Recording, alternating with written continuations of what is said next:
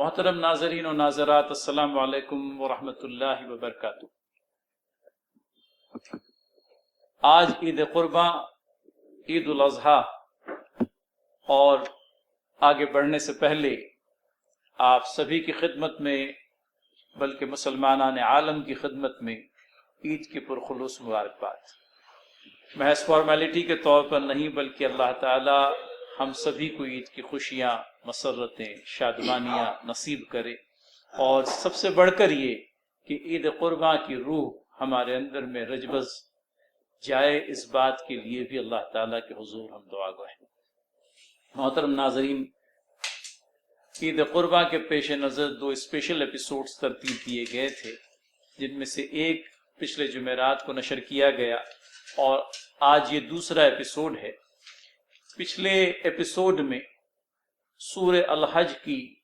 آیت نمبر 32 تک ہمارے ساتھیوں نے مطالعہ فرمایا تھا۔ چند ایک آیات سورہ 32 سے پہلے سے لے کر کے خاتمہ سورہ 32 پر ہوا تھا، اور آج انشاءاللہ العزیز اسی سورہ کی آیت نمبر 33 سے لے کر کے آیت نمبر 37 تک انشاءاللہ العزیز ہمارے مطالعے میں رہیں گی۔ آگے بڑھنے سے پہلے اس بات کو تمہیداً بیان کرتا چلوں کہ یہ وہ مخصوص آیات ہیں جن میں اللہ تعالیٰ نے حج اور قربانی کا بیان فرمایا ہے، اور آج کی جو آیات ہیں یہ خصوصیت کے ساتھ میں قربانی کے جانوروں سے متعلق، اور اسی طرح سے قربانی کی جو اصل روح ہے اس روح کا بیان بھی ہمیں آج کی ان آیات کے اندر میں ملے گا۔ تو مولانا محترم جناب عبدالستار ندوی صاحب سے، جو آج ہمارے مطالعے کے اندر میں ہماری رہنمائی فرمانے کے لیے ہمارے ساتھ موجود ہیں، درخواست کروں گا کہ وہ سب سے پہلی آیت جو آج کے مطالعے میں ہے، آیت نمبر 33 کے تلاوت اور ترجمانی رکھیں، اور پھر انشاءاللہ العزیز ہم تشریح کی طرف آگے کو بڑھیں۔ اعوذ باللہ من الشیطان الرجیم، بسم اللہ الرحمن الرحیم، لکم فیہا منافع الی اجل مسمى ثم محلها الی البیت العتیق۔ ترجمہ: تم کو ان سے ایک مقررہ وقت تک فائدہ اٹھانا ہے، پھر ان کو قربانی کے لیے قدیم گھر کی طرف لے جانا ہے۔ کہ ان سے کیا مراد ہے مولانا؟ ظاہر سی بات ہے کہ پتہ یہ چلتا ہے کہ قربانی کے جو جانور ہیں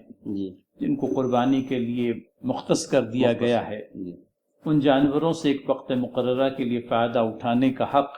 قرآن کریم کی اس آیت کے ذریعے سے ہمیں حاصل ہوتا ہے۔ یعنی فیہا جو ہے، فیہا جی، اس میں فیہا سے مراد وہ جانور ہیں جی جو قربانی کے لیے طے کیے گئے ہیں۔ قاری صاحب، اس میں ایک بات یہ غور کرنے کی ہے کہ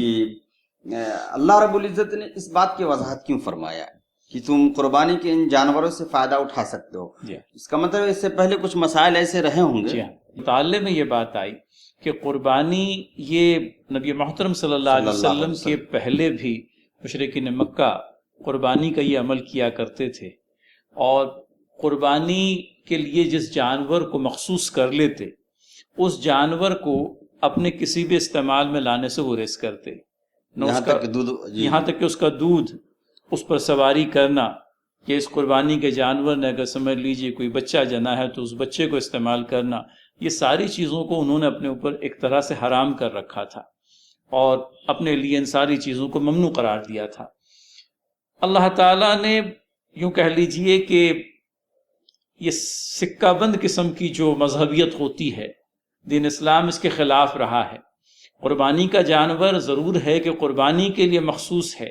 لیکن اس کا یہ مطلب نہیں ہوا کہ اس قربانی کے جانور کو ذبح کرنے سے پہلے، چونکہ اس جانور کو ذبح کرنے کی نیت کر لی گئی ہے، لہٰذا اسے اپنے استعمال میں ہی نہ لایا جائے، بلکہ اس بات کی اجازت دے دی گئی، بلکہ اس بات کا حق دیا گیا کہ قربانی کے ان جانوروں سے ایک وقت مقررہ تک، ان کو ذبح کرنے کے پہلے تک آپ جو ہے فائدہ اٹھا سکتے ہیں، ان پر سواری کر سکتے ہیں، ان کے دودھ پی سکتے ہیں، اور اگر سمجھ لیجئے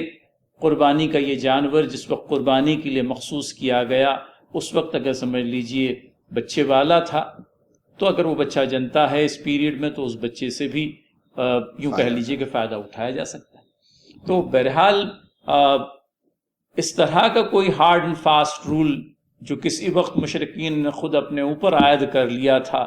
اس غیر ضروری یوں کہہ لیجئے کہ تعظیم سے اللہ تعالیٰ کے دین نے اللہ تعالیٰ کے دین کے پیرووں کو مامون و محفوظ رکھا ہے، بلکہ اس بات کی اجازت دی ہے کہ قربانی کے جانور کو آپ حسب ضرورت استعمال کر سکتے ہیں۔ گویا کہ یہ قربانی کا عمل جی اسلام میں تو تھا ہی، اسلام سے پہلے جو لوگ تھے وہ بھی اس کو مانتے تھے، قربانی کو کیا کرتے جی جی، اسی لیے قربانی کو بہرحال اللہ رب العزت نے برقرار رکھا، اس کے ساتھ جو دیگر چیزیں ان لوگوں نے شامل کر دیا تھا جی اس کی نفی کی اس اللہ کی رب نفی کی ہے۔ قاضی صاحب اس میں ایک لفظ اور آیا ہے الی اجل مسمى، جی تو اجل کہتے ہیں مدت کو، اور مسمى سمجھیے کہ مقررہ متعینہ، یعنی ایک متعینہ مدت تک اس سے فائدہ اٹھا سکتے ہیں۔ تو متعینہ مدت سے کیا مراد ہے؟ مولانا متعینہ مدت کے سلسلے میں سمجھتا ہوں 2-3 اقوال ملتے ہیں، لیکن اس کے اندر میں جو ناظرین کی سہولت کے لیے اور خود اپنے سمجھنے کے لیے ہم جو بات کہہ سکتے ہیں وہ یہ ہے کہ قربانی کا ایک وقت ہے جو مقرر ہے، جی جی، اور اس قربانی کے مقررہ وقت تک آپ ان جانوروں سے فائدہ اٹھا سکتے ہیں۔ اچھا، اس تعلق سے ایک حدیث بھی نظروں سے گزری ہے جی کہ ایک صحابی قربانی کے جانور کو لے جا رہے تھے اور بمشکل وہ چل رہے تھے اور اس پہ سوار نہیں ہو رہے تھے، تو رسول اکرم صلی اللہ علیہ وسلم نے کہا اس پہ سوار ہو جاؤ۔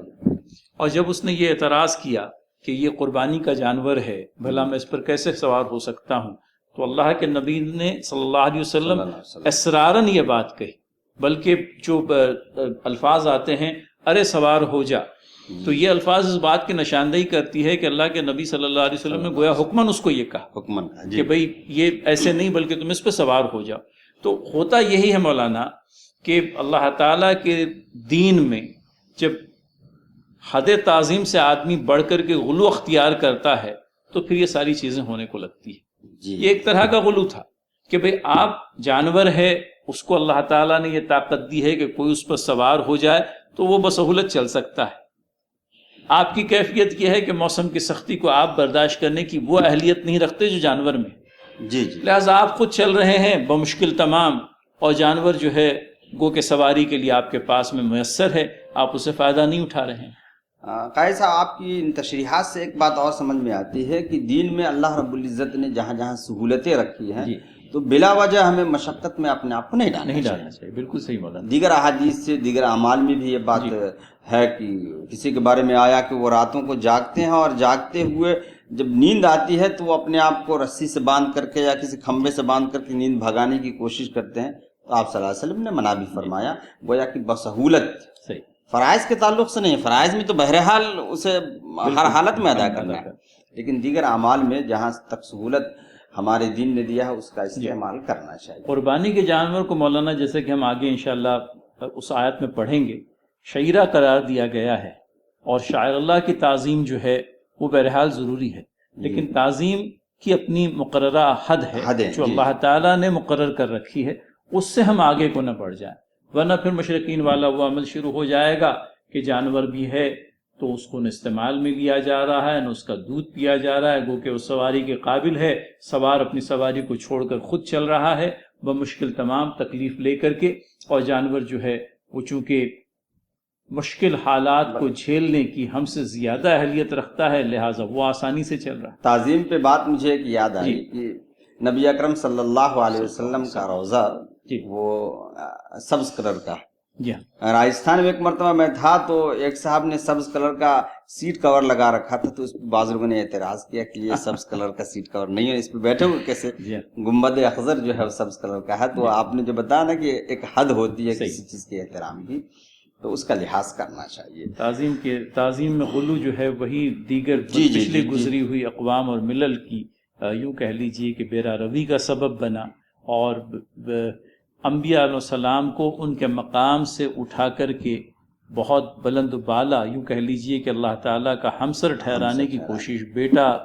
تجویز کرنے والی باتیں، یہ سب اس کے اندر میں آ گئی۔ لہٰذا دین کے اندر میں اللہ تعالیٰ نے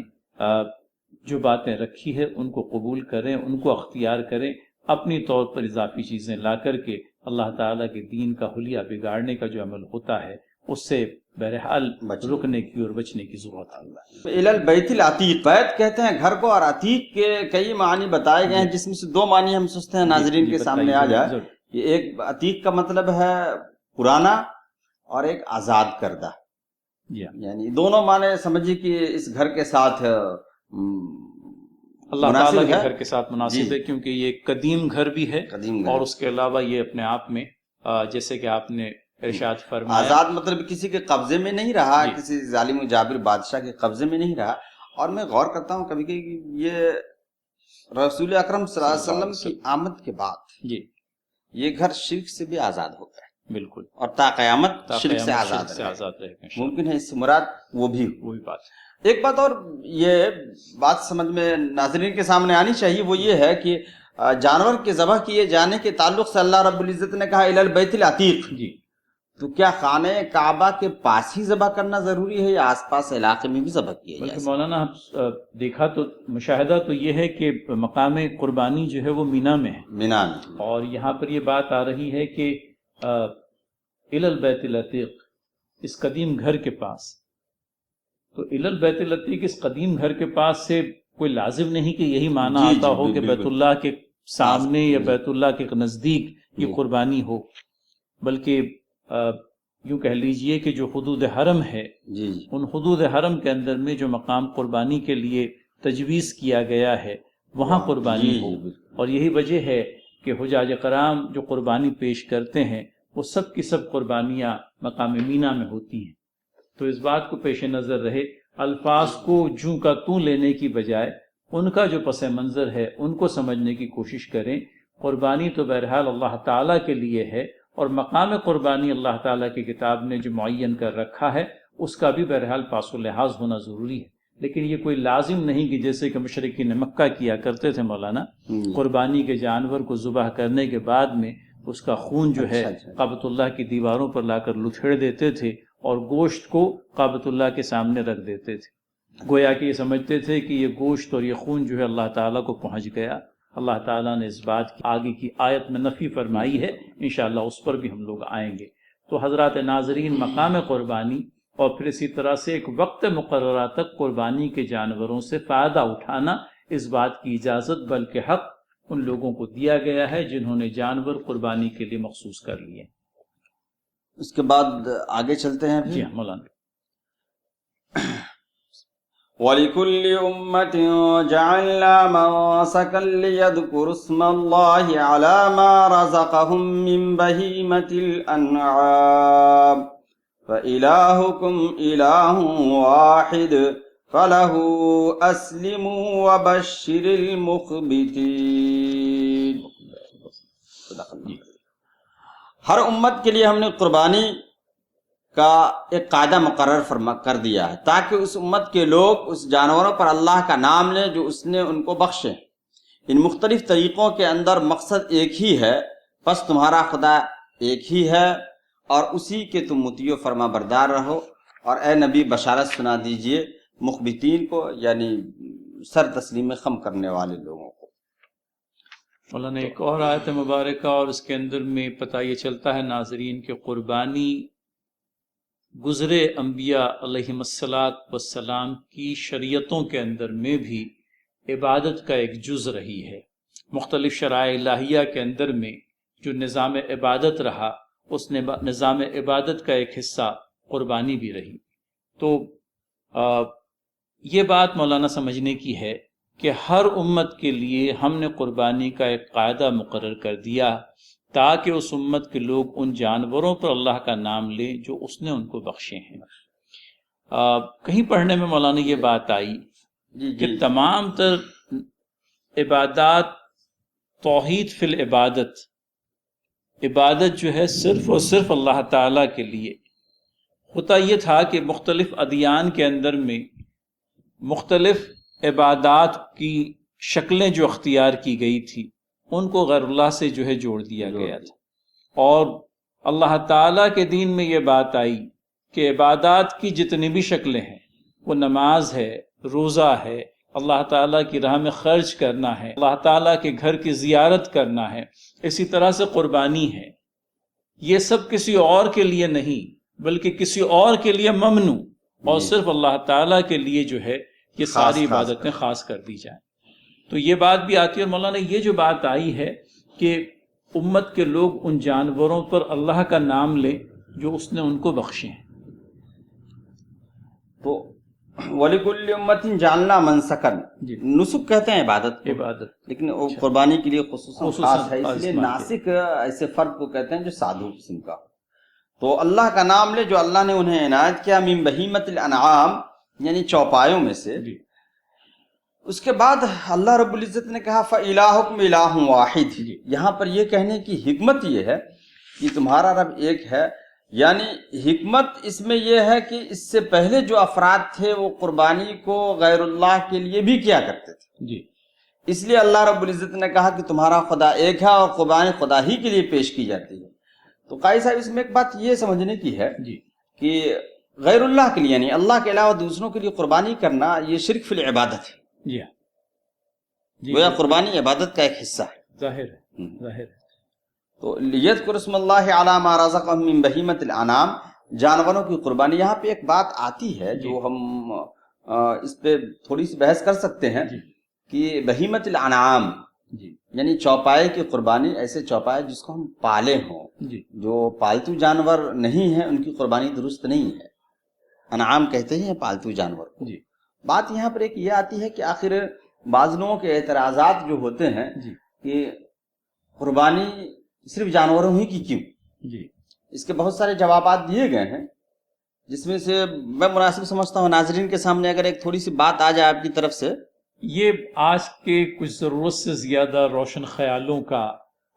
اعتراض ہے ناظرین، اور ناظرات بھی توجہ دیں اس بات پر کہ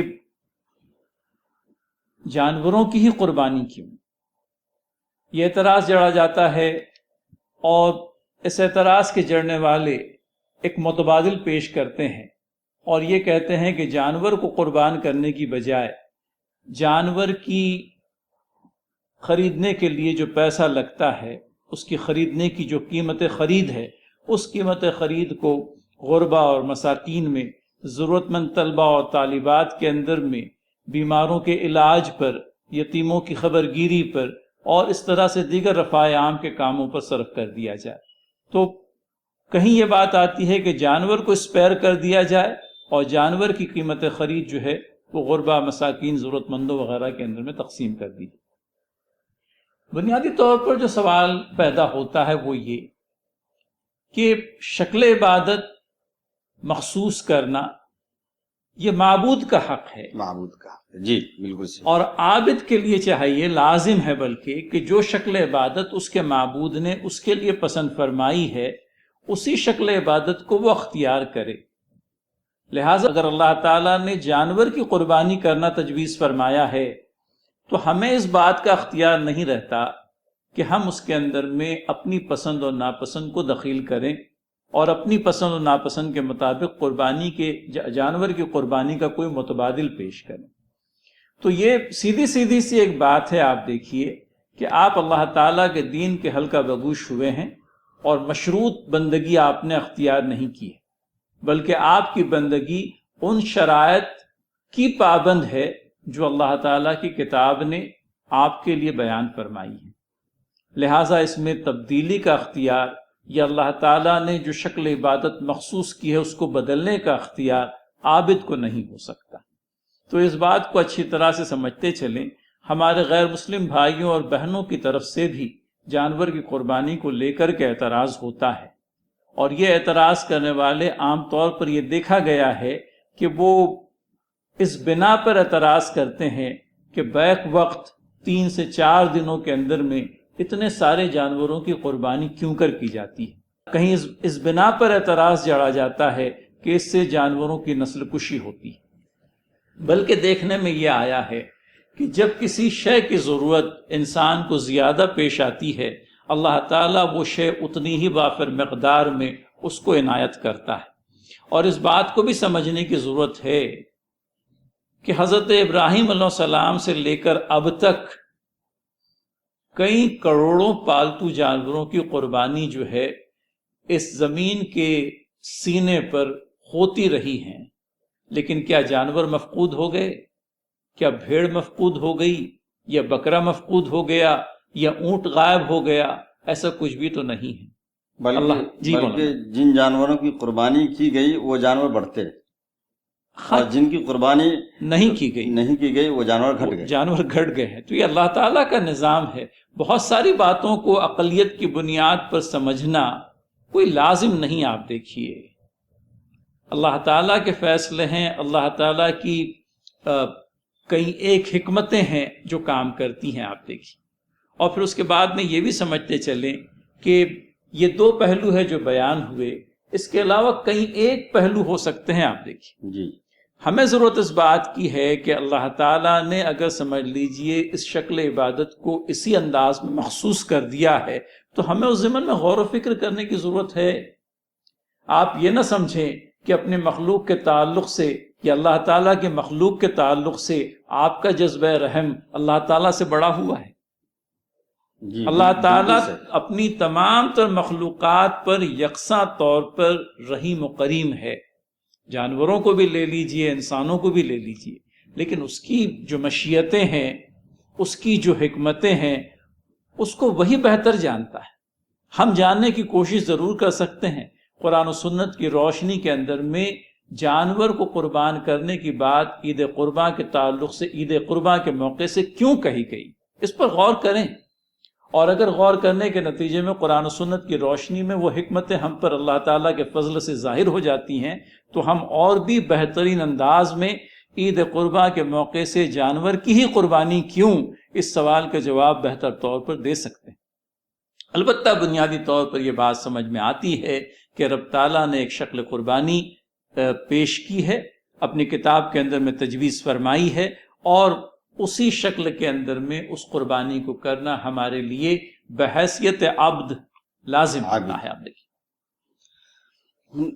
فیصل بھائی، اس میں دیکھیے اس پوری آیت پہ اگر غور کیا جائے تو اس آیت میں جو ہے نا بہت ساری ایسی چیزوں کی طرف اشارہ کیا گیا ہے جو ہمارے لیے حوصلے کا باعث ہے، اور ہمیں اپنے دین پہ، اپنے اسلام پہ، اپنے شاعر پہ فخر کرنا چاہیے۔ سب سے پہلی بات تو یہ ہے کہ اللہ رب العزت نے یہ کہا کہ ہر امت کے لیے ہم نے یہ بنا دیا۔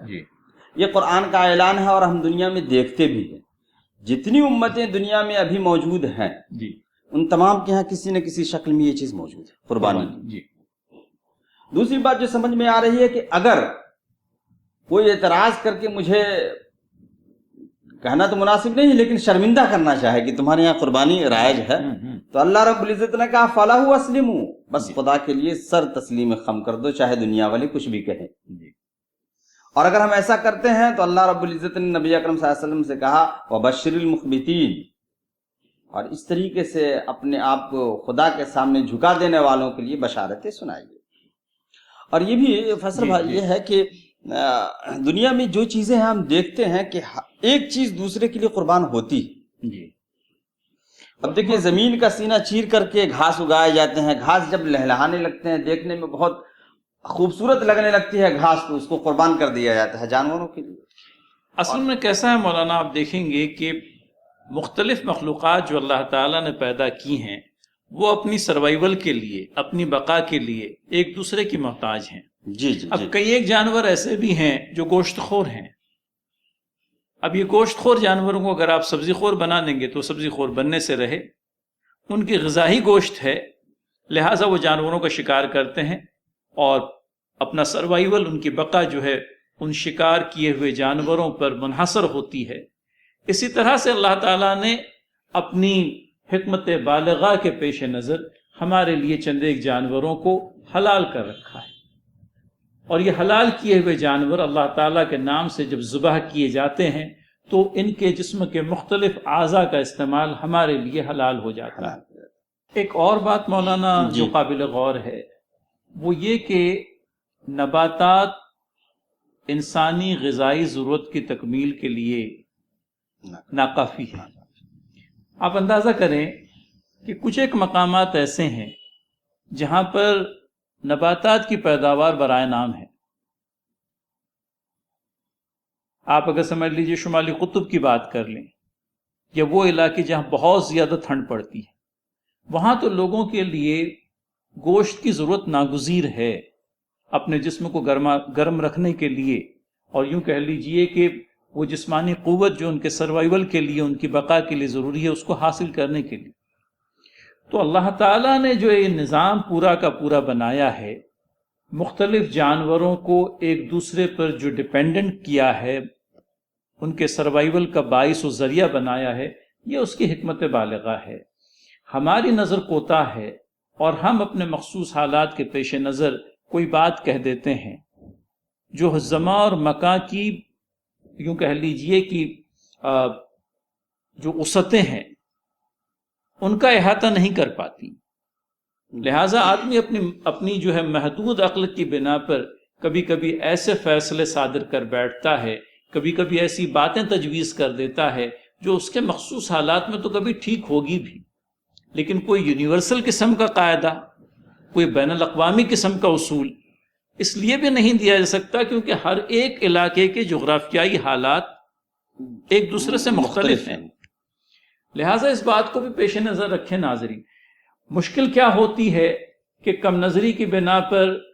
اپنے ذاتی تعصبات کی بنا پر، اپنی پسند اور ناپسند کی بنا پر آدمی جب کوئی بات کہتا ہے تو بہرحال اسے اپنی ذات تک اسے محدود رکھ کر کے کہنا چاہیے۔ کسی کے لیے یہ بات پسندیدہ ہو سکتی ہے کہ میں ویجیٹیرین رہوں، وہ ضرور رہے، اور اگر کوئی شخص سمجھ لیجئے اپنے لیے نان ویج فوڈ کو پسند کرتا ہے تو محض چونکہ میں ویجیٹیرین ہوں لہٰذا اس کو نان ویج ہونا میرے لیے ناقابل قبول ہو، میرے لیے ناپسندیدہ ہو، یہ بات نہیں ہو سکتی۔ تو اس بات کو پیش نظر رکھنے کی ضرورت ہے۔ کئی ایک باتیں بے جا نزاع کا سبب بنا دی گئی ہیں، حالانکہ وہ نزاع کا سبب ہی نہیں ہو سکتی۔ اللہ تعالیٰ نے بندگان خدا کے لیے جو چیزیں حلال کی ہے ان سے وہ فائدہ اٹھانا چاہیں ضرور اٹھائیں۔ باقی پسند اور ناپسند کا معاملہ اپنی جگہ پر ہے، اور اسے پسند اور ناپسند کی حد تک ہی ہونا چاہیے۔ میری پسند ضروری نہیں کہ آپ کی پسند ہو، اور آپ کی پسند ضروری نہیں کہ میری پسند۔ ہم ایک دوسرے کی پسند کا احترام کریں، میں سمجھتا ہوں نزاعات ختم ہو جائیں گے۔ ایسا اس میں ایک بات اور اگر آ جائے ناظرین کے سامنے کہ یہ بات جو اٹھائی جاتی ہے کہ مال کا ضیاع ہے، مال کا ضیاع تو نہیں ہے مولانا، بلکہ آن دا کنٹری یہ دیکھا گیا ہے کہ ایک باقاعدہ اقتصادی پہیہ ہے، اکانومک وہیل ہے، جو اس قربانی کے عمل سے سمجھ لیجئے کہیں ایک تیزی سے گھومنے لگتا ہے اور کہیں ایک لوگوں کے مستفیض ہونے کا باعث بن جاتا ہے۔ اب آپ یہاں سے شروعات کریں کہ وہ لوگ جو جانوروں کو بریڈ کرتے ہیں، پالتے ہیں، ان کے لیے ایک موقع ہوتا ہے اپنے جانوروں کی ایک اچھی قیمت حاصل کرنے کا، کیونکہ ہوتا یہ ہے کہ عید قرباں پر جانوروں کی خرید و فروخت بڑی پیمانے پر ہوتی ہے، اور چونکہ ایک ضرورت کا موقع ہے لہذا جو تاجر ہے وہ اپنے مال کی یوں کہہ لیجئے کہ منہ مانگی قیمت پاتا ہے، کیونکہ خریدنے والے کے لیے لازم ہے کہ وقت مقررہ پر وہ چیز کو خریدے۔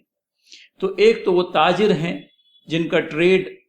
اس عید قرباں کے اوپر ہونے والی ہزاروں اور لاکھوں جانوروں کی خرید و فروخت سے وابستہ ہے، ایک یہ ہوا۔ پھر سامان تجارت اگر ہم اسے قرار دیں تو اسے ایک مقام سے دوسرے مقامات پر لانے کے لیے کنوینس کے جو ذرائع ہیں ان کا استعمال ہوتا ہے۔ پھر اسی طرح سے جانوروں کو لوڈ اور ان لوڈ کرنے کے لیے مزدور ہیں جن کا جو اپنا محنتانہ جو ہے اپنی مزدوری کے ذریعے سے پاتے ہیں۔ تو آپ نے دیکھا کہ اینیمل ٹریڈرز فائدہ اٹھاتے ہیں،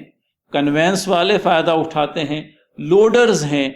ان جانوروں کی نگہبانی کرنے والے، ان کو ایک مقام سے دوسرے مقام پر پہنچانے والے جو مزدور طبقے سے متعلق لوگ ہیں ان کا فائدہ ہوتا ہے۔ پھر اس کے بعد میں تھوڑا سا اور آگے بڑھ جائیں، جانوروں کی قربانی کے وقت میں ہماری جو قصاب برادری ہے وہ قصاب برادری ان 3-4 دنوں کے اندر میں اللہ تعالیٰ کے فضل سے اس قدر کما لیتی ہے جو ان کی 1 سے 2 مہینے کی آمدنی کے برابر ہوتا ہے۔ تو یوں کہہ لیجئے کہ جو بچر کمیونٹی ہے وہ کمیونٹی کے مفاد، وہ کمیونٹی کے فائدے بھی عید قرباں پر قربان کیے جانے والے جانوروں سے جڑے ہوئے ہیں۔ پھر تھوڑا سا اور آگے کو چلیں، قربانی کے جانور کا گوشت، آج کی تاریخ میں بکرے کا گوشت 1 کلو 700 روپے کے لگ بھگ ہے، جی اور بہت سے افراد ایسے ہیں جو اس بڑی قیمت کے چلتے اپنے گھر میں بکرے کا گوشت کھانے سے یوں کہہ لیجئے کہ عاجز و مجبور ہیں۔ اس عید قرباں کے موقع سے ان لوگوں کو وافر مقدار کے اندر میں بکرے کا گوشت نصیب ہوتا ہے۔ اتنا ہی نہیں بلکہ یہ بھی دیکھا گیا ہے، اور چونکہ اس بات کی اجازت موجود ہے کہ گوشت جو ہے ضائع نہیں ہوتا، جی افراد اپنی ضرورتوں کے پیش نظر اس گوشت کو آئندہ دنوں میں استعمال کرنے کے لیے محفوظ کر لیتے ہیں۔ پھر اسی طرح سے ان جانوروں سے جو اسکن حاصل ہوتی ہے، چمڑا جو حاصل ہوتا ہے، اس پر پوری کی پوری لیدر انڈسٹری چلتی ہے۔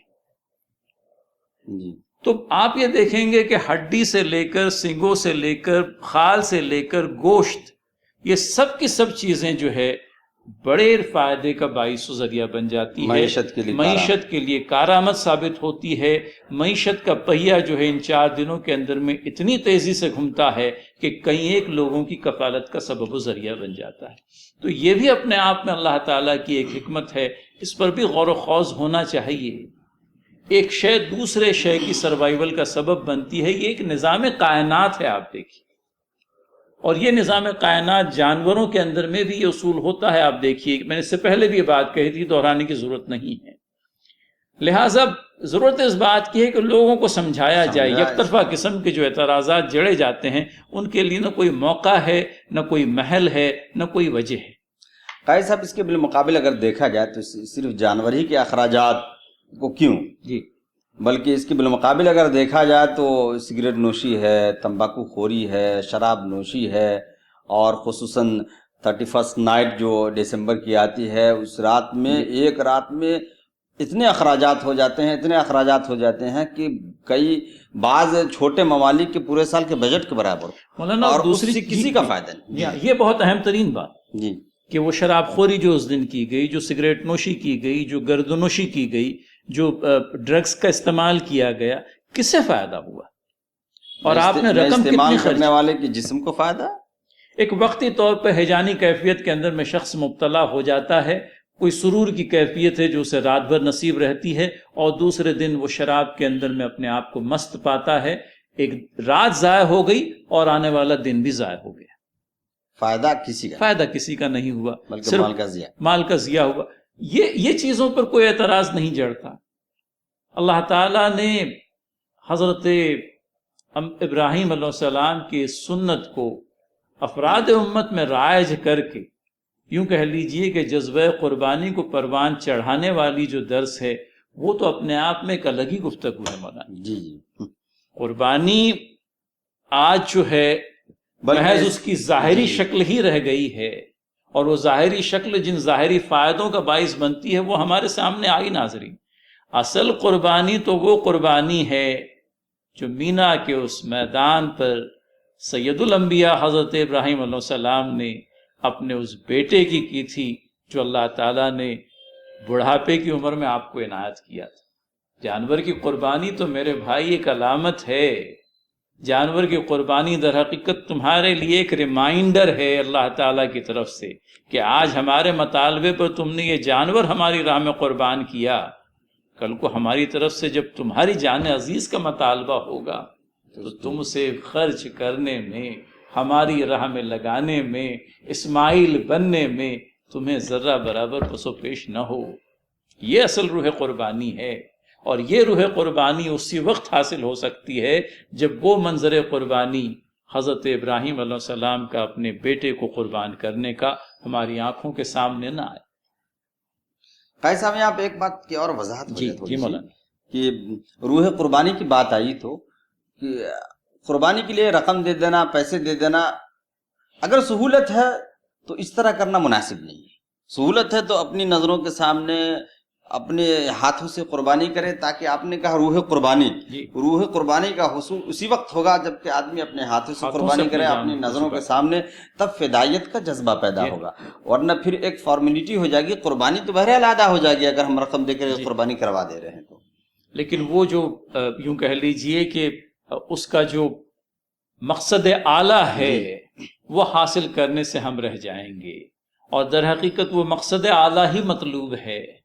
وگرنہ جانوروں کا نہ گوشت اللہ تعالیٰ کو پہنچتا ہے اور نہ خون پہنچتا ہے، دلوں کا تقویٰ ہی ہے جو اللہ تعالیٰ کو پہنچتا ہے۔ ہم آئیں گے انشاءاللہ اس آیت پر، لیکن یہ تمہید باندھتے چلیں،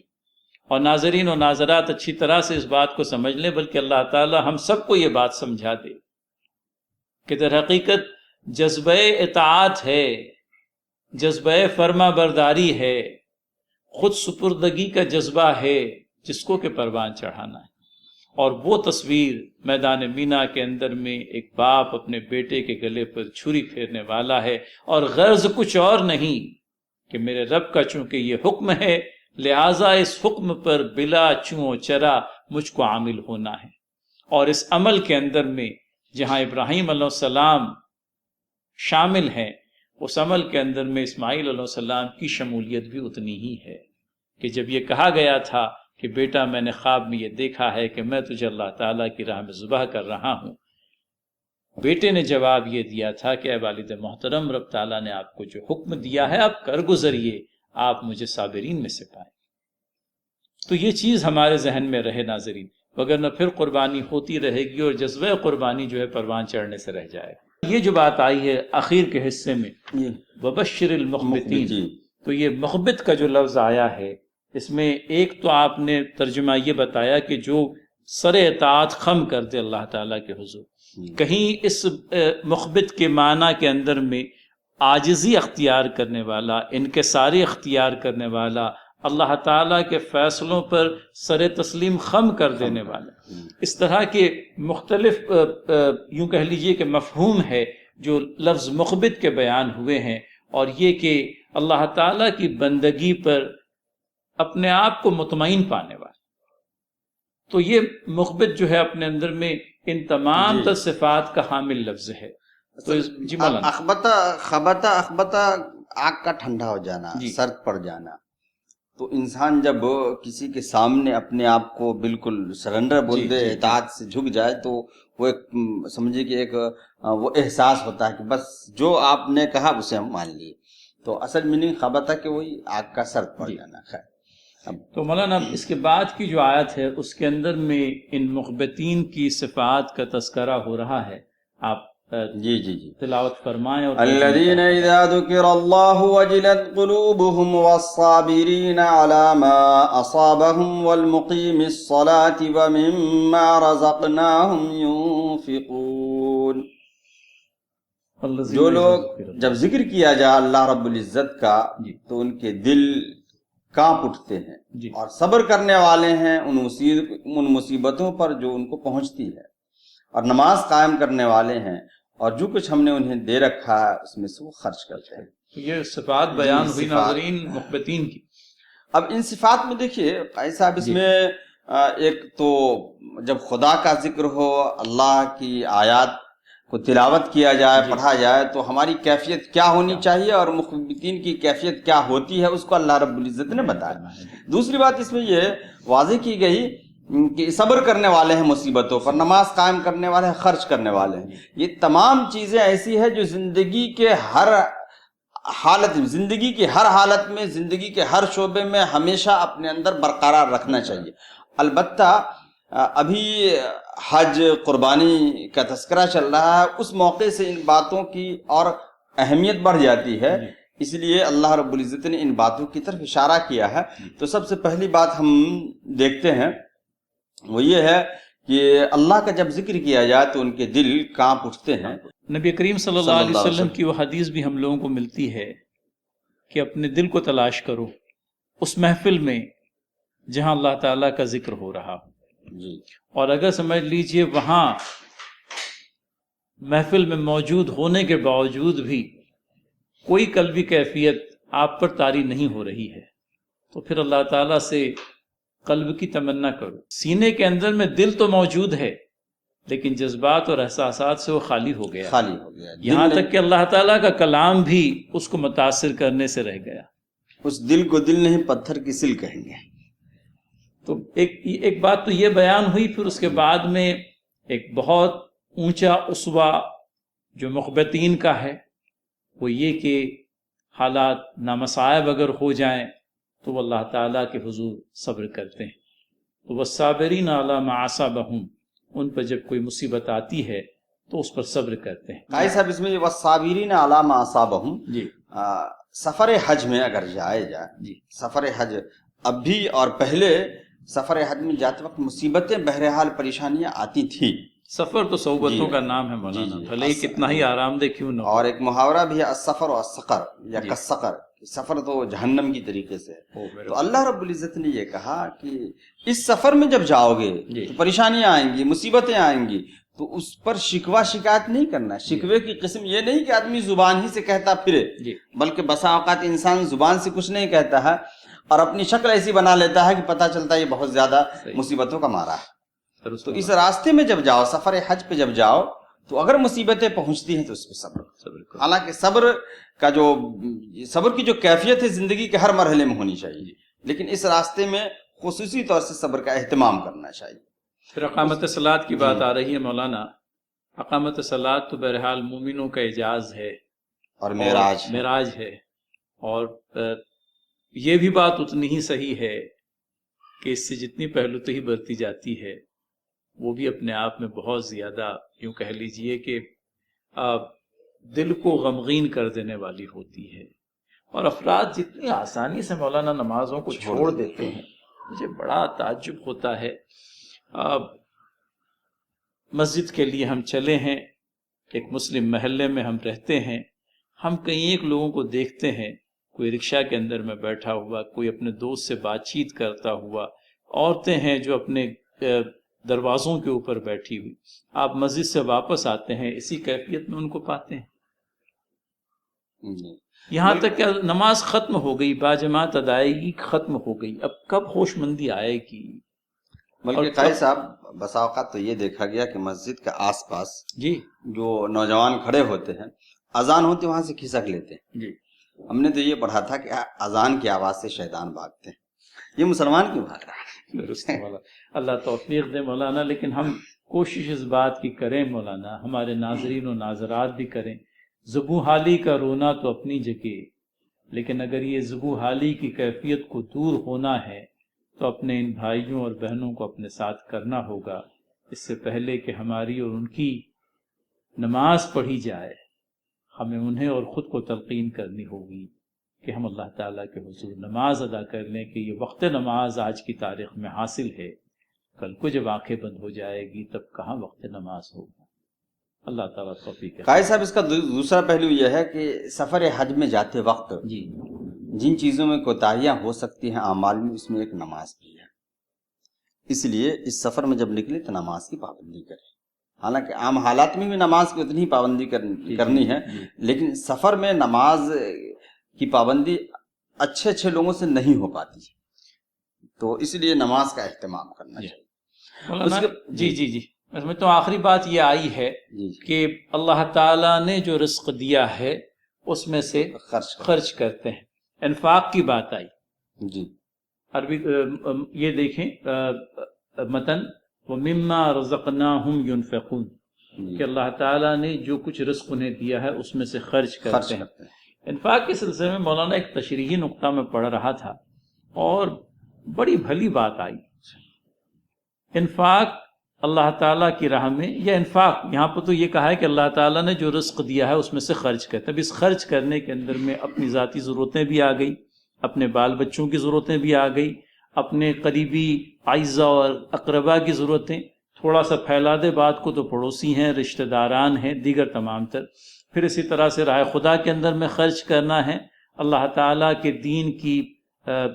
یوں کہہ لیجئے کہ تبلیغ و اشاعت کے اندر میں خرچ ہے، اللہ تعالیٰ کی راہ میں عام طور پر خرچ ہے. تو یہ چیزیں آ گئی. انفاق جس قدر دائرہ اللہ تعالیٰ کے دین نے اس کو وسعت دے رکھی ہے، اس قدر وسعت کے ساتھ میں وہ انفاق. اس کے برعکس دو چیزیں مولانا، ایک تو تبذیر اور اسراف ہے. جی یعنی یہ ہے کہ آدمی بیجا اللہ تعالیٰ کے دیے ہوئے رزق کو خرچ کرے، غیر ضروری اور بالکل ان چیزوں کے اوپر جو یوں کہہ لیجئے کہ اسراف کے ضمن میں آتی ہے، جن کی چندہ ضرورت نہیں. جہاں اللہ تعالیٰ کا دین اور جہاں رسول کریم صلی اللہ علیہ وسلم کی سنت جن باتوں پر خرچ کرنے کی آپ کو اجازت نہیں دیتی، بلکہ اس میں یہ اضافہ بھی کہ کوئی چیز سمجھ لیجئے کہ ہونی چاہیے، جو چیز ہونی چاہیے اس کے دائرے کو ہم اتنا پھیلا دیں کہ کہیں وہ ضرورت سے زیادہ ہو جائے۔ کھانا ولیمے کے لیے دیں آپ ضرور۔ اللہ کے نبی صلی اللہ علیہ وسلم نے عبد الرحمن بن عوف رضی اللہ تعالیٰ عنہ کو یہ بات کہی تھی کہ ولیمہ کرو، پھر ایک بکری کے گوشت کے برابر ہی کیوں نہ ہو۔ تو کہیں پر کوئی معیار سنت نے مقرر کر دیا، ہم حد سے تجاوز کرنے والے نہ بنیں۔ تو کہیں ایسا نہ ہو کہ کہیں اسراف کر دیں، کہیں ایسا نہ ہو کہ فضول خرچی ہو جائے اور یہ انفاق کے برخلاف ہو۔ ایک دوسری چیز مولانا یہ بھی آتی ہے کہ آدمی شوہ نفس سے اپنے آپ کو معمون و معمول، اللہ تعالیٰ نے دیا ہے تو کنجوسی اور بخل سے کام نہ لے، اپنی جائز ضرورتوں کے اوپر خرچ کرے، اپنی اولاد کی جائز ضرورتوں پر خرچ کرے، دینے کا جب موقع آئے تو ضرورت مندوں کو دے۔ بیواؤں کی امداد ہو سکتی ہے، یتیموں کی امداد ہو سکتی ہے، امت کا ایک بڑا طبقہ جو محتاج ہے ان کے احتیاج کو دور کرنا بھی ہماری ذمہ داری ہوتی۔ تو اسراف اور تبذیر نہ ہو، اسی طرح سے کنجوسی اور بخل سے کام نہ لیا جائے۔ اللہ تعالیٰ نے انفاق کے اندر میں جتنی وسعتیں رکھی ہے، اللہ تعالیٰ نے جو بھی قدرت بخشی ہے، اس قدرت کو بروئے کار لا کر اس قدرت کے پیش نظر اللہ تعالیٰ کی راہ میں خرچ کریں۔ یہ جو ہے میں سمجھتا ہوں کہ وَمِمَّا رَزَقْنَاهُمْ يُنْفِقُونَ، اللہ تعالیٰ نے جو رزق دیا ہے اس میں سے خرچ کریں۔ اس آیت کے اس حصے کی تشریح کے اندر میں یہ چند ایک باتیں۔ وَالْبُدْنَ جَعَلْنَاهَا لَكُم مِّن شَعَائِرِ اللَّهِ لَكُمْ فِيهَا خَيْرٌ فَاذْكُرُوا اسْمَ اللَّهِ عَلَيْهَا صَوَافَ فَإِذَا وَجَبَتْ جُنُوبُهَا فَكُلُوا مِنْهَا وَأَطْعِمُوا الْقَانِعَ وَالْمُعْتَرَّ كَذَلِكَ سَخَّرْنَاهَا لَكُمْ لَعَلَّكُمْ تَشْكُرُونَ۔ اور قربانی کے اونٹوں کو ہم نے تمہارے لیے اللہ کی یادگار بنایا، ان میں تمہارے لیے بھلائی ہے، پس ان کو کھڑا کر کے ان پر اللہ کا نام لو، پھر جب وہ کروٹ کے بل گر پڑیں تو ان میں سے کھاؤ اور بے سوال محتاج اور سائل کو کھلاؤ۔ اس طرح ہم نے ان جانوروں کو تمہارے لیے مسخر کر دیا تاکہ تم شکر ادا کرو۔ مولانا قربانی کے اونٹوں کو ہم نے تمہارے لیے شعائر اللہ میں شامل کیا ہے۔ تو میں سمجھتا ہوں پچھلے مطالعے میں بھی شعائر اللہ کے سلسلے کی چند ایک باتیں آئی تھی۔ میں سمجھتا ہوں تھوڑا اگر آپ اعادہ کر دیں کہ شعیرہ سے کیا مراد ہے اور شعائر اللہ میں کن کن باتوں کا، کن کن مقامات کا یوں کہہ لیجئے کہ شمول ہوتا ہے۔ تو شعیرہ کی جمع شعائر ہے، اس کا مطلب ہوتا ہے علامت یا نشانی۔ یعنی اللہ رب العزت نے جو چیزیں اپنے عبادت کے لیے خاص کر رکھی ہیں، اللہ کی عبادت کے لیے جو علامتیں بن چکی ہیں وہ شعائر اللہ کہلاتی ہیں۔ جیسے کہ مقامات حج ہیں یا قربانی کے جانور ہیں، بلکہ روزہ، نماز، زکوٰۃ، حج یہ سب شعائر اللہ میں شمار کیے جاتے ہیں۔ بلکہ قاضی صاحب ایک بات اور جو مطالعے میں آئی ہے، کہ شعائر کا مطلب یہ ہے کہ اللہ کی طرف منسوب کر کے خالصتاً اس میں کوئی شائبہ نہ ہو۔ اگر کوئی غیر بھی احترام کر رہا تو اس شاعر کا مجھے بھی احترام کرنا چاہیے۔ جیسے اگر کسی کا یہ عقیدہ ہو اللہ کے تعلق سے یا خانہ کعبہ کے تعلق سے کہ اللہ کا گھر ہے اور اسے مان رہا ہے اللہ کا گھر، اگرچہ وہ مشرک ہے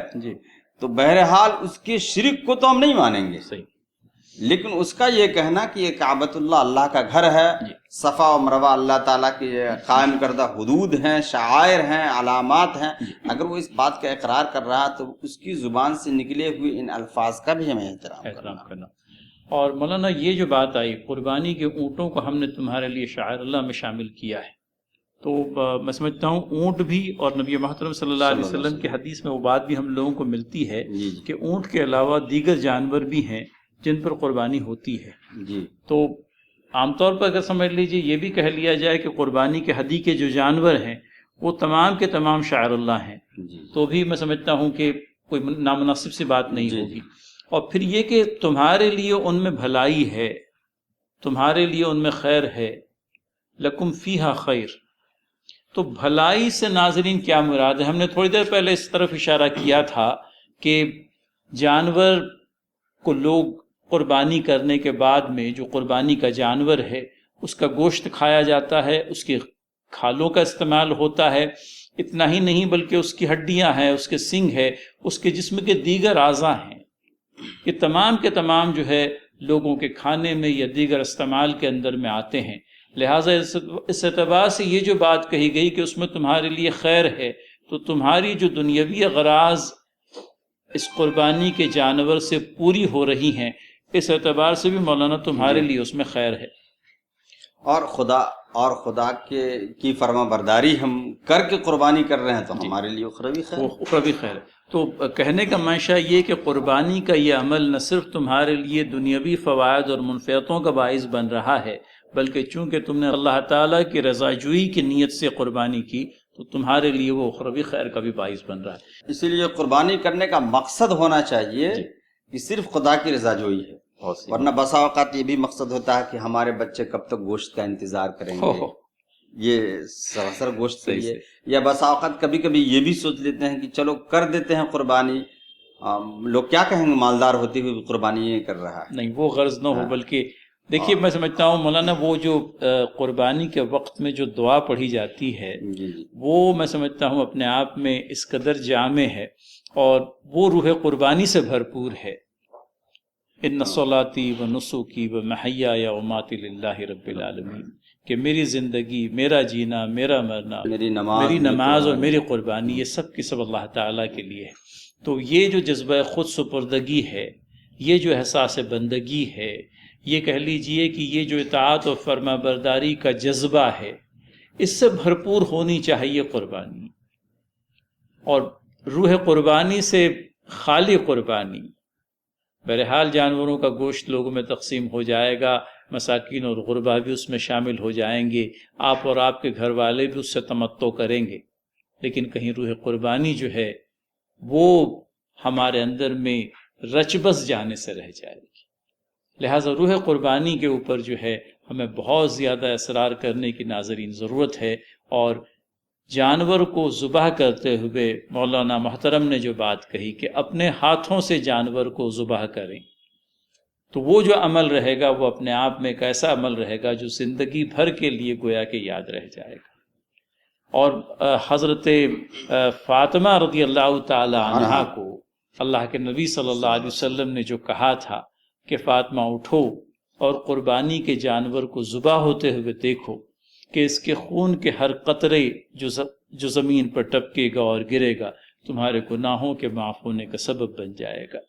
تو یہ اور کئی ایک ایسی حکمتیں ہیں ناظرین جن کا کہ بیان اس مختصر سے وقت میں ممکن نہیں۔ ہم آپ سے بھی التماس کریں گے کہ اس موضوع کے تحت مطالعہ کریں احادیث صحیحہ کا اور اللہ تعالیٰ کی کتاب کی تفاسیر کا۔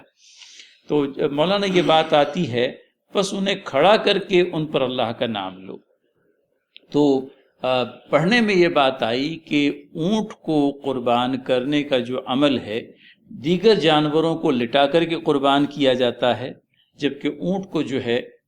کھڑا کر کے قربان کیا جاتا ہے۔ تو اس ضمن میں اگر کچھ ضروری تفصیل آ جائے، کیونکہ ہمارے یہاں پر عام طور پر اونٹ کی قربانی نہیں ہوتی۔ قربان یہ اونٹ بڑا جانور ہے، بڑے جانور کے ہونے کی وجہ سے بہت جلد قابو میں آنا مشکل ہوتا ہے، اسی لیے طریقہ یہ بتایا گیا ہے کہ ایک پاؤں باندھ دیا جائے اور کھڑے کر کے اس کو گلے میں جہاں سے خون نکلتا ہے وہاں پہ زخم لگایا جائے، نیزے سے، خنجر سے یا چھری سے، تاکہ پورا خون اس کا نکل جائے۔ پھر وہ خود بخود جو ہے خون کے نکل جانے کی وجہ سے وہ زمین پر گر پڑے گا، اور جب تک ٹھنڈا نہ ہو جائے تب تک کہ اس کی کھال وال کو نہ اتاری جائے۔ اس میں ایک بات یہ ہے کہ فذکروا اسم اللہ، اللہ کا نام لینا ضروری ہے۔ یہ گویا کہ سمجھے شرک کی نفی یہاں بھی کی گئی ہے۔ اور ثواب سے دو مطلب ہے، صف بستہ اور ایک کھڑے کر کے، یعنی صف میں اونٹ کو لگا دیا جائے۔ نبی اکرم صلی اللہ علیہ وسلم کے تعلق سے احادیث میں آتا ہے کہ وہ حج کے موقع سے قربانی آپ صلی اللہ علیہ وسلم نے کیا تھا، تو آپ صلی اللہ علیہ وسلم قربانی کے لیے اونٹ کو قربان کرنے کے لیے ایک کو قربان کرتے تھے کہ دوسرا اونٹ خود سے آ کر کے اپنے آپ کو پیش کر دیتا تھا۔ یہ تو خیر سے نبی کریم صلی اللہ علیہ وسلم کا اعجاز اور مرتبہ ہے مولانا، کہ ایک ایسا جاندار جس کو اللہ تعالیٰ نے بہرحال اس کی اپنی حیثیت کے مطابق سمجھ بوجھ دی ہے، وہ بھی اپنے لیے اس بات کو پسند کرتا ہے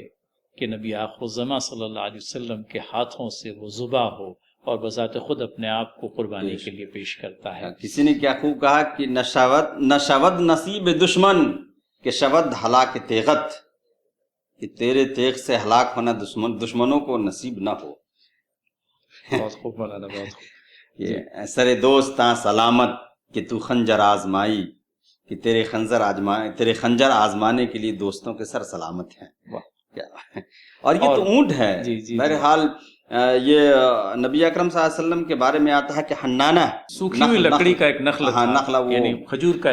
کا تنا تھا، ایک کھجور کے تنے سے رسول اکرم صلی اللہ علیہ وسلم ٹیک لگا کر کے، ہاتھ رکھ کر کے، ٹیک لگا کر کے خطبہ دیا کرتے تھے۔ جب آپ صلی اللہ علیہ وسلم کے لیے ممبر بنا دیا گیا اور اس کی حاجت نہیں رہی تو اس حنانے سے بھی رونے کی آواز آنے لگی۔ مولانا رومی نے بہت اچھا کہا ہے کہ فلسفی کو منکر حنانہ است، از ہوا سے انبیاء بیگانہ است، کہ فلسفی کو حنانہ کے رونے کا مطلب شعور نہیں ہوگا، اس لیے کہ اس کو انبیاء کے انبیاء کی سمجھیے کہ اس فلسفی کو انبیاء کی کیا قدر و قیمت ہے اس کا احساس نہیں۔ واقعتاً حضرات انبیاء علیہ الصلوۃ والسلام کے اور خصوصیت کے ساتھ میں نبی محترم صلی اللہ علیہ وسلم کے ساتھ یہ جو واقعات ہیں ناظرین، ان کو پڑھنے سے دل کی گودازی میں اور نرمی میں مزید اضافہ ہو جاتا ہے، سینہ بھر بھر آتا ہے اور آنکھیں نمناک ہو جاتی ہے کہ کہاں وہ مقام بلند اور کہاں وہ اعجاز اور کہاں وہ عظمت و قدر و منزلت اللہ کے نبی صلی اللہ علیہ وسلم کی، کہ اللہ تعالیٰ کی وہ مخلوق بھی تعظیم کے لیے تیار ہے اور محبوبیت کا اظہار کرنے کے لیے تیار ہے، جس کو اللہ تعالیٰ نے ہماری طرح سے قوت گویائی نہیں بخشی، پھر وہ کھجور کا وہ تنائی کیوں نہ ہو، پھر وہ اونٹ کیوں نہ ہو جو صواف ہیں، صف کے اندر میں کھڑے ہوئے ہیں اور بذات خود اپنے آپ کو قربان کے لیے پیش کر رہے ہیں۔ جذبہ قربانی پر بات ہو رہی تھی، جانور نے اپنے آپ کو قربانی کے لیے پیش کیا نبی محترم صلی اللہ علیہ وسلم کے ہاتھوں سے۔ حضرات ناظرین، اللہ تعالیٰ عزم و حوصلہ بخشے، ایمان اور یقین کی مضبوطی عنایت کرے اور جذبہ قربانی عنایت کرے، آمین یا رب العالمین۔ تو مولانا یہ بات آئی کہ بس انہیں کھڑا کر کے ان پر اللہ کا نام لو، تو یہ بات ہم کو عذر قرآن بھی ملتی ہے ناظرین، اور یہ تو بہرحال بسم اللہ اللہ اکبر کے کلمات کے ساتھ میں جانوروں کو ذبح کیا جاتا ہے، تو بسم اللہ در حقیقت اللہ تعالیٰ کے نام سے، تو اللہ تعالیٰ کا نام ان پر لیا جائے، اور جب قربانی کے بعد ان کی پیٹھیں زمین پر ٹک رہیں تو ان میں سے خود بھی کھاؤ، ان کو بھی کھلاؤ جو قناعت کیے بیٹھے ہیں، اور ان کو بھی جو اپنی حاجتیں پیش کریں۔ تو مولانا تین باتیں آئی کہ آپ کی اپنی ذات بھی قربانی کے گوشت سے فائدہ اٹھائے، آپ کے گھر والے بھی، اس کے بعد میں وہ افراد ہیں جو قناعت کر کے بیٹھے ہیں۔ معاشرے کے اندر میں حضرات محترم ایسے کئی ایک لوگ ہیں جو گھروں گھر جا کر کے مانگ نہیں سکتے، جن کی عزت نفس یہ گوارا نہیں کرتی کہ کسی کے در پر جا کر کے قربانی کے گوشت کا حصہ مانگیں۔ آپ کے اطراف و اکناف میں رہنے والے ایسے افراد ہو سکتے ہیں جو اپنے سفید پوشی کا بھرم قائم رکھنے کے لیے آپ کے گھر تک قربانی کا گوشت کا حصہ مانگنے کے لیے نہیں آئیں گے۔ آپ کو خود انہیں آئیڈینٹیفائی کرنا ہے اور ان کے گھروں تک جا کر کے ان کو قربانی کا گوشت پہنچانا ہے کہ اس موقع سے وہ بھی اللہ تعالیٰ کی اس نعمت کے اندر میں شامل ہو جائیں۔ تو اس بات کا بھرپور خیال رکھیں، اور اس کے بعد میں ان لوگوں کا بھی تذکرہ ہے جو آپ سے سوال کریں گے، جو آپ سے مانگیں گے، تو جو نہ مانگے انہیں بھی دو، اور جو مانگنے والے ہیں ان کو بھی دو، خود بھی کھاؤ، اوروں کو بھی کھلاؤ۔ اللہ تعالیٰ نے جو نعمت بخشی ہے اس کا گویا کہ حق ادا کرو۔ قائد صاحب، اس میں فکلو کا لفظ آیا ہے کہ تم بھی کھاؤ۔ جی، تفاسیر میں یہ بات ہے کہ اہل عرب یعنی وہ جو قربانی کیا کرتے تھے تو اس میں سے خود نہیں کھاتے تھے۔ جی ہاں، اس کی نفی کی گئی کہ نہیں، قربانی کا گوشت خود کھا سکتے ہیں۔ جی، تو یہ بات تو آئی مولانا، اور ان کے یہاں تو عجیب طریقہ تھا، وہ خون کو لتھیڑ دیتے تھے، اور بہرحال اور بات پھر آئی اس میں ایک بات یہ بھی ہے کہ قربانی کے گوشت کو 3 حصوں میں تقسیم کرنا چاہیے۔ ہاں، وہ ایک بات مولانا ملتی ہے، مطلب یہ ہے کہ ایک مناسب تقسیم ہے وہ اپنے آپ میں۔ اگر اپنے گھر میں ضروری افراد زیادہ ہیں اور اپنے گھر میں بھی خرچ ہو جائے تو کوئی قباحت نہیں ہے. قباحت نہیں ہے. البتہ یہ دیکھا گیا مولانا، جس کی نفی کرنے کی ضرورت معلوم پڑتی ہے، کہ ذی حیثیت لوگ بھی جو ہے قربانی کے گوشت کو اسٹور کر کے اور ڈی فریز کر کے جو رکھتے ہیں. اب بہرحال کوئی آدمی کہنا چاہے کہ بھئی اس بات کی ہمیں اجازت ہے اور ہم ایسا کریں. ہم نے کہیں روح قربانی کے سلسلے کی بات چیت کی. اگر سمجھ لیجیے افراد ہیں ایسے جن تک جو آپ سے زیادہ آپ کی قربانی کے گوشت کی ضرورت کو محسوس کرتے ہیں، تو میں سمجھتا ہوں ان کی ضرورت کا خیال رکھتے ہوئے یہ گوشت اگر ان تک پہنچ جائے، ہم تو اللہ تعالیٰ کے فضل سے چونکہ اللہ تعالیٰ نے دیا ہے تو سال بھر کھاتے ہی رہتے ہیں. اگر سمجھ لیجیے اس موقع سے ان کی ضرورت چند ایک دنوں کے لیے بھی تکمیل کو پہنچتی ہے، تو یہ بھی اپنے آپ میں سمجھتا ہوں تقویٰ سے قریب کوئی شے ہے جو اللہ تعالیٰ جو در حقیقت روح قربانی ہے کہ تمہارے جانوروں کا گوشت ہمیں نہیں پہنچتا، نہیں خون پہنچتی ہے اگر کوئی شے تو تمہارے دلوں کا تقویٰ. تو کذالک سخرناہا لکم لعلکم تشکرون، کہ ہم نے تمہارے لیے انہیں مسخر کیا تاکہ تم شکر ادا کرو. اور مولانا یہ بات بھی قابل غور ہے کہ یہ جانور ڈیل ڈول کے اعتبار سے، جسامت کے اعتبار سے، قوت و طاقت کے اعتبار سے ہم سے زیادہ قوی، ہم سے زیادہ بڑے ہوئے، لیکن اللہ تعالیٰ نے محض اپنے فضل سے ہمیں وہ تدبیر عنایت کی کہ ہم ان جانوروں کو جو ہے اللہ تعالیٰ نے جنہیں ہمارے لیے مسخر کر رکھا ہے، ان جانوروں سے ہم فائدہ اٹھاتے ہیں. یہاں تک کہ ان کو ذبح کرنے کا عمل ان کے جسم کے مختلف اعضاء سے فائدہ اٹھانے کا عمل ہوتا ہے. اور چونکہ اللہ تعالیٰ نے تمہارے لیے ان جانوروں کو مسخر کیا ہے، لہٰذا تم اللہ تعالیٰ کا شکر ادا کرو کہ یہ اس کی ذات ہے اور اس کی ذات کا محض فضل ہے کہ اس نے ان جانوروں کو جو تم سے زیادہ طاقتور ہیں تمہارے لیے مسخر کر دیا. تو مولانا دونوں ہی باتیں آتی ہیں. آپ دیکھیے کہ اللہ تعالیٰ کی کبریائی کا بیان، اللہ تعالیٰ کا شکر ادا کرنا، اور میں سمجھتا ہوں آگے کی آیت میں وہ کبریائی والی بات بھی آ جائے گی. گویا کہ زندگی کے ہر مرحلے میں جب بھی کوئی ایسی چیز ہمیں حاصل ہو جائے جو ہمارے بس کا نہیں ہو تو خدا کا شکر ادا کرنا چاہیے. ظاہر سی بات ہے مولانا، یہ بات بھی، اس بات کی تعلیم بھی ہمارے کو اس آیت سے مل رہی ہے. مولانا اس کے بعد میں ہم آج کے مطالعے کی آخری اور کلیدی آیت پر آ رہے ہیں. لن ينال الله لحومها ولا دماؤها ولكن يناله التقوى منكم كذلك سخرها لكم لتكبروا الله على ما هداكم وبشر المحسنين.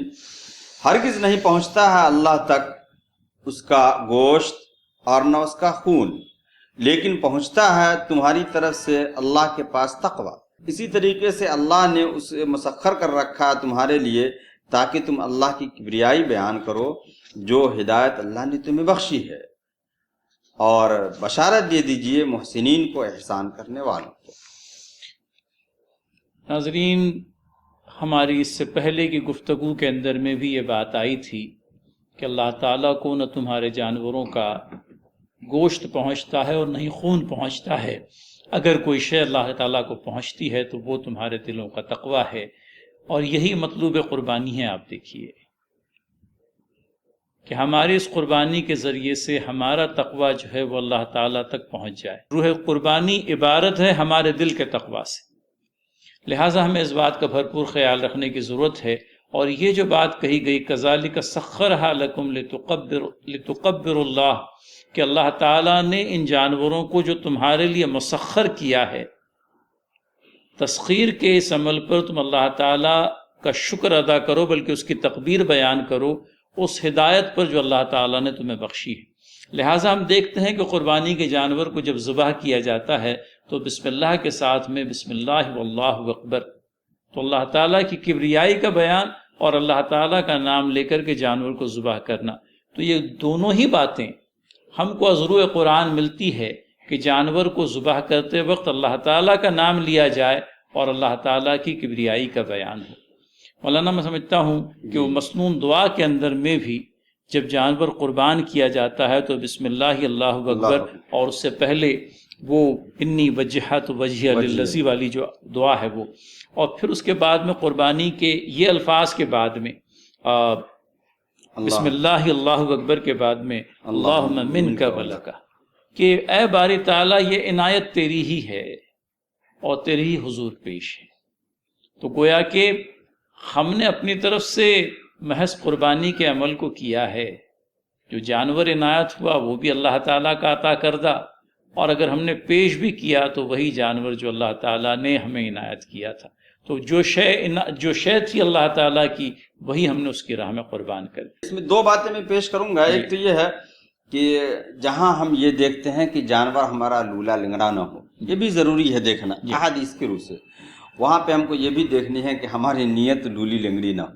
اس لیے کہ پہنچنے والی چیز تقویٰ۔ صحیح بولا، بہت صحیح، بہت صحیح۔ لن ینال اللہ لحومھا میں اللہ کے ہاں جو چیز پہنچے گی تقویٰ، تو جانور کا صحیح سالم اور اپنی نیتوں کا صحیح سالم ہونا، یہ دونوں ضروری ہے۔ عمل اور نیت مولانا دونوں ہی اپنی جگہ پر، کیونکہ ظاہری طور پر جو ہے وہ قربانی کا عمل ہے، اور باطنی طور پر آپ کے دل کی نیت ہے، یہ دونوں سے مرکب ہے ہماری قربانی۔ دوسری بات فیصل بھائی اس میں یہ ہے کہ ہمیں جو مذہب اسلام نے دو تہوار دیے ہیں، دو عید دیے ہیں، خوشیاں منانے کے دو مواقع دیے ہیں، اور دونوں موقع سے اللہ رب العزت نے ہمیں یہ بتایا کہ جب خوشیاں نصیب ہو تو اللہ کی کبریائی بیان کرو، اللہ کے لیے تکبیر بیان کرو۔ اسی لیے وہ سورہ بقرہ میں دیکھیے، وہاں ہے وَلِتُكْمِلُوا الْعِدَّةَ وَلِتُكَبِّرُوا اللَّهَ عَلَىٰ مَا هَدَاكُمْ وَلَعَلَّكُمْ تَشْكُرُونَ۔ وہ عید الفطر کے موقع سے اللہ رب العزت نے یہ تعلیم دی ہمیں، اور یہ عید الاضحیٰ کے موقع سے یہاں پر بھی تکبیر کا تذکرہ آیا ہے۔ وَبَشِّرِ الْمُحْسِنِينَ، اور محسنوں کو بشارت سنا دیجئے۔ وہاں پر جو ہے وَلَعَلَّكُمْ تَشْكُرُونَ، تشکرون آیا ہے اس لیے کہ روزہ رکھنے کی مطلب طاقت اللہ رب العزت نے اور توفیق دیا تو شکر ادا کریں، اور یہاں پر گویا کہ ہم غریب غربا اور دوسرے لوگوں پر ہم عنایت کرتے ہیں تو وَبَشِّرِ الْمُحْسِنِينَ، احسان کرنے والوں کو بشارت سنائیں۔ مولانا دو باتیں کنکلوڈنگ کے طور پر، کہ اللہ کے نبی صلی اللہ علیہ وسلم نے قربانی کی ترغیب دلاتے ہوئے لوگوں کو اس بات پر ابھارا کہ اگر اللہ تعالیٰ نے آپ کو استطاعت دی ہے تو آپ ضرور قربانی کریں، بلکہ اللہ کے نبی صلی اللہ علیہ وسلم کی وہ حدیث ہم لوگوں کو ملتی ہے کہ جو شخص استطاعت رکھتا ہو اور استطاعت رکھنے کے باوجود بھی قربانی نہ کرے، وہ ہمارے عیدگاہ کے قریب بھی نہ پھٹکے۔ جی بالکل صحیح۔ تو یہ ایک بات، اور دوسری بات وقت قربانی کے تعلق سے مولانا، جی کہ قربانی کا جو وقت ہے وہ عید قربا کی نماز ادا کرنے کے بعد ہے۔ عید قربا کی نماز ادا کرنے سے پہلے جو قربانی کی جائے گی وہ قربانی نہیں ہوگی جو عید قربا کے تعلق سے یا عید قربا کے موقع سے کی جاتی۔ لہٰذا اس بات کا بھی ہم یہ رہے، کبھی کبھی ایسا ہوتا ہے کہ وہ قصاب بر وقت میسر نہیں آتے، اور اس کے لیے آدمی کہیں سہولت کا کوئی سامان کرنے کے پیش نظر اس طرح کی کوئی حرکت اپنی لا علمی میں کر بیٹھے۔ نہیں، بس اوقات ایسا بھی ہوتا ہے جی کہ ایک صاحب ہیں، کئی نمازیں ہو رہی ہیں جی، اور وہ اخیر نماز پڑھ رہے ہیں اور پہلی والی نماز کے حساب سے قربانی کروا دی جی، تو یہ بھی نہیں کرنا چاہیے۔ نماز سے مراد اپنی نماز ہو جائے تو ہم قربانی کریں، تو اس کا بھی خیال کرنا چاہیے۔ تو ناظرین و ناظرات، عید اسپیشل کے سلسلے میں یہ دوسرا ایپیسوڈ سورہ الحج کی چند آیات کا ہمارے اور آپ کے زیر مطالعہ رہا۔ اللہ تعالیٰ سے دعا ہے مزید خیر و بھلائی عنایت کرے، اور جیسا کہ ہم نے بارہا اس بات کا التماس کیا ہے کہ ہمارا یہ مطالعہ قرآن کے اندر میں شریک ہو جانا محض ایک روایت بن کر کے نہ رہ جائے۔ یہ ساری کوشش و تگودو اس بات کی ہے کہ اللہ تعالیٰ کی کتاب ہماری زندگی کا ایک حصہ بن جائے، بلکہ ایک اٹوٹ حصہ بن جائے۔ ہم ان مطالعے میں شریک ہونے کے ساتھ ہی اپنی ذاتی اصلاح کے لیے اللہ تعالیٰ کی کتاب کا بھی مطالعہ کریں، اپنے گھر والوں کو بھی اس کی ترغیب دیں۔ عید قربا کی ایک مرتبہ پھر تمام تر ناظرین و ناظرات کو، بلکہ تمام تر عالم اسلام کو مبارکباد پیش کرتے ہیں۔ عید کی شادمانیاں، مسرتیں اور خوشیاں اللہ تعالیٰ ہم سب کا مقدر فرمائے، اور اس عید کو امن و عاشتی اور خیر و بھلائی سے ہمکنار کرے، آمین یا رب العالمین۔ ناظرین و ناظرات، عید اسپیشل یہ جو 2 ایپیسوڈز تھے آج مکمل ہوئے۔ اب اس کے بعد آئندہ جمعرات انشاءاللہ العزیز سورہ صف کا جو سلسلہ وار مطالعہ جاری ہے وہ آگے کو جاری رہے گا۔ ہماری آپ سے درخواست ہوگی کہ سورہ صف کے مطالعے کا جو آخری ایپیسوڈ ہے اس کو ایک مرتبہ پھر اپنے ذہن میں تازہ کر لیں، تاکہ پھر آئندہ ایپیسوڈ میں جب ہم اور آپ شریک ہوں تو پھر کسی پرکار کا رخنہ درمیان میں نہ آئے، بلکہ تسلسل قائم رہے۔ وآخر دعوانا ان الحمد للہ رب العالمین، والسلام علیکم ورحمۃ اللہ وبرکاتہ۔